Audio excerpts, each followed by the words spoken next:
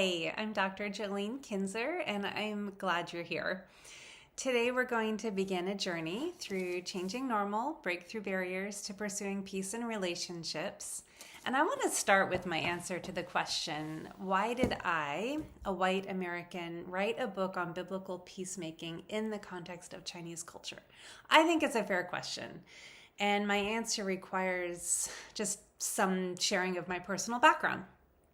For over 25 years, beginning during my undergraduate time at UC Davis, I have had deeply meaningful, life-giving friendships with Chinese people. Those relationships began when I joined my university's welcoming team for international students. And over time, they expanded to include Chinese diaspora from Taiwan, Hong Kong, mainland China, people who live in the United States and in Canada. Later, I moved overseas to learn Mandarin. And while I was studying, I lived for 10 months with an incredibly hospitable Chinese family. From 1997 to 2020, I spent 15 years either studying or working in China. And I still use Chinese on a regular basis today. While immersion in another culture has not always been easy, it has been a profound gift. It's shaped how I listen, how I see people, how I see myself, and how I understand conflict dynamics. When I started a small business in China, people began sharing their relational struggles with me. And in response, we started facilitating conflict resolution workshops, retreats, and small group studies. And these opportunities, they just emerged organically out of real need. And the response was incredibly encouraging. The curriculum that we introduced was eagerly received, and lives were changing. And yet, something really still troubled me.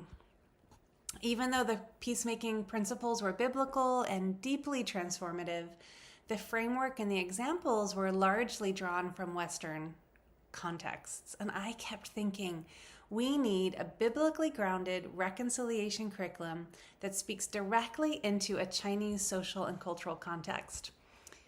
I would hear participants say things like, these principles only work in Western culture, or it's too hard to live this out in Chinese culture.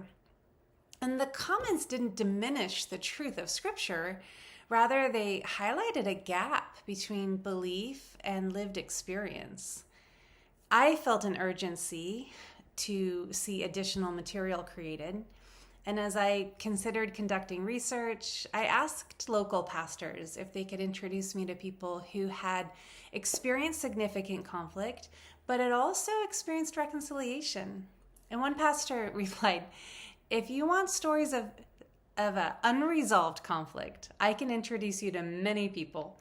But stories of reconciliation, those are far more rare. And that moment clarified my calling. I wanted to understand what makes biblical peacemaking possible within Chinese cultures. And that pursuit eventually became my doctoral research, and then ultimately this book. I come as a learner, sharing my discoveries about what God has revealed through real lives, real pain, and real transformation. And changing normal, while it's set against a Chinese cultural backdrop, is a practical guide for anyone, really. Anyone who desires to strengthen or restore relationships that are suffering from unresolved conflict. And my prayer is that whoever you are and whatever background you bring, that as you listen to or read Changing Normal, that you will experience a changing normal process yourself that leads to personal growth, new approaches to conflict, and restored relationships. So I'll see you next time.